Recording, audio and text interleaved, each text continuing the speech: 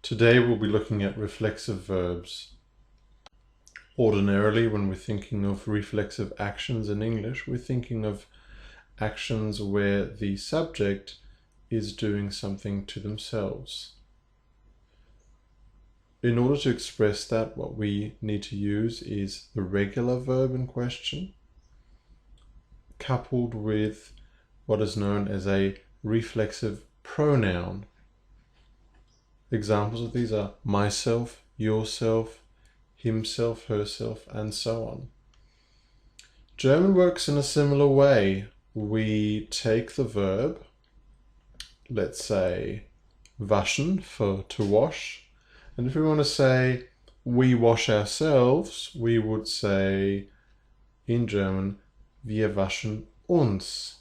We would have to use the accusative case of the reflexive pronouns given on the left here in this slide. Now the difference between the two languages is that you will see many more reflexive verbs in German that you wouldn't be using in English. For example, to say I am relaxing, in German you would tend to use a reflexive verb for that, which is sich ausruhen. And so you would say, ich ruhe mich aus. Oftentimes when we say to get angry or to get annoyed, we would tend to use the infinitive form of the verb and couple that with a reflexive. So to annoy someone is jemand ärgern. To get annoyed is sich ärgern. Notice how we always use sich, which is also the third person of the reflexive pronouns. We always couple that with our infinitive because that translates to wash oneself, to relax oneself, and in the example I just named, to annoy oneself, for to get annoyed. Then there are verbs where you really struggle to explain why they are reflexives in German compared to English, but one of these is sich fühlen, to feel. In this case, we're talking about the subject's own feelings, of course, not the subject feeling something outside of himself. So we are not talking about a direct object being used in the sentence. So there's no transitivity here. It's just about how the subject feels. For example, the subject could feel well or might not feel well. And to express that, you would say fühlt sich nicht wohl. Compare that to the sentence printed here, ich fühle mich nicht wohl. You notice that the sich changes to mich as the changes to ich. Now, when it comes to direct objects being included in the sentence, we then have to use the dative case of our reflexive pronouns. So far we've just used the accusative, but now that there is another direct object in the sentence, the accusative case is taken. Its slot in the sentence is taken up. And so the only option we have, the only option we're left with now, is to use the dative case for the reflexive pronouns. And therefore we get ich ziehe mir den Mantel aus, for I'm taking off my coat. Notice also how we don't need to use the word meinen for my coat because mir already implies a possessive relationship there. Conversely, if we wanted to say she is taking off her coat, we would just say sie zieht sich den Mantel aus. Again, den Mantel would not change because it's the reflexive pronoun that changes and already gives us the information about whom the coat belongs to. Of course, if we wanted to make it clear that the coat does not belong to the subject, then we would introduce a possessive adjective into the sentence. Here is a list of common German reflexive verbs. Notice how on many occasions when we say to get plus an adjective or a past participle, in German we would use an infinitive form and couple it with the reflexive pronoun. So to get angry is sich ärgern, which also translates to annoy oneself. Sich verletzen is to get hurt. Sich verletzen also translates to hurt oneself, and so on. When it comes to using reflexive verbs in the sentence, we will often have to resort to prepositions. If you're not familiar with prepositions, I recommend that you have a look at the video Putting Prepositions into Practice.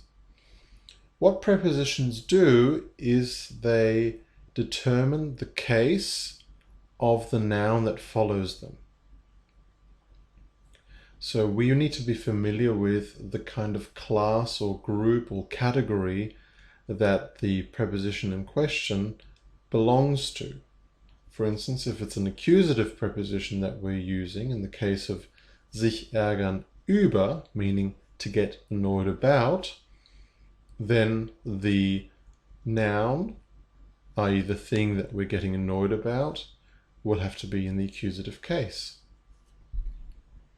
As you can see, the number of accusative prepositions being used outnumber the number of dative prepositions being used, but this is also to do with the fact that many of the two-way prepositions, so those that can take either an accusative or a dative case, actually will be employed in the accusative case rather than the dative case, because using them in the dative case would often imply a location.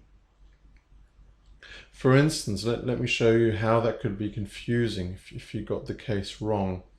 If you look at sich verlieben in at the very bottom of the reflexive verbs plus accusative table, sich verlieben in means to fall in love with. So the in is there, the placeholder for what in English would be with. Now the problem is that in can also mean inside of, in a given location. So if I say, ich verliebe mich in dieses Haus, notice how I'm saying dieses Haus, which is the accusative case of dieses Haus, and therefore I'm following the rules to get the right translation. So I'm saying, I am falling in love with this house. But if, on the other hand, I decide to say, ich verliebe mich in diesem Haus, notice how I'm using diesem instead of dieses, so the dative case, then I'm no longer saying that I'm falling in love with this house. I'm now saying that I'm falling in love in this house. So while in the house, I am falling in love. So you can see why it matters that we use the right case when we're using one of those two-way prepositions. Let's have a go at translating 4 English sentences into German. The first sentence is relatively straightforward because what we're doing is translating it word for word, as to wash is not ordinarily a reflexive verb. We're just making it reflexive because we're trying to suggest that the washing action occurs to the subject. So, I wash myself would be ich wasche mich. We would have to use the accusative case of the reflexive pronoun, and so we would end up with mich. Let's look at a slightly harder example. I'm washing my hands. So some people are misled when they see a present progressive tense. The thing about German is, of course, that we don't really have a present progressive tense. In some dialects, there is some variety of speaking that you could interpret as a present progressive tense, but everyday German really just consists of the present tense, the indicative form, to describe events that happen in general, or the events that are happening right now, and sometimes even events that are happening in the future. So we use the same present indicative tense for all those occasions. So in this example, there should be no difference between the first two words in our translation and the first two words in the previous translation. It should still be Ich wasche. And the rest of it gets interesting because we have a direct object in the sentence other than the reflexive pronoun. So Hände, the plural of Hand, Hände, is now our direct object, and it will be in the accusative case for that reason. But beware, because we've now elected to put die Hände in the accusative case, we can no longer leave mich in the accusative case. Mich will now change to mir because it has to be in the dative. Therefore, what we end up with is Ich wasche mir die Hände. Notice again how there's no need for a possessive adjective. Number 3. By the way, you can look these words up in the previous sheets. I'm interested in football. So to say to be interested in something is sich interessieren für. And für, as we know, is an accusative preposition. Therefore, your translation should be Ich interessiere mich für Fußball. Notice that because Fußball here is not a direct object, and it's purely in the accusative case because of für, there is no need to change mich into the dative case, because mich is the direct object here. And then number 4, she is concentrating on her homework. To concentrate on something is sich konzentrieren auf. Therefore, what we would have to say is sie konzentriert sich auf die Hausaufgaben. Notice also how homework is, again, a plural noun in German, die Hausaufgaben, because we're actually saying the house tasks or the house exercises rather than one particular exercise. I hope this was of use to you.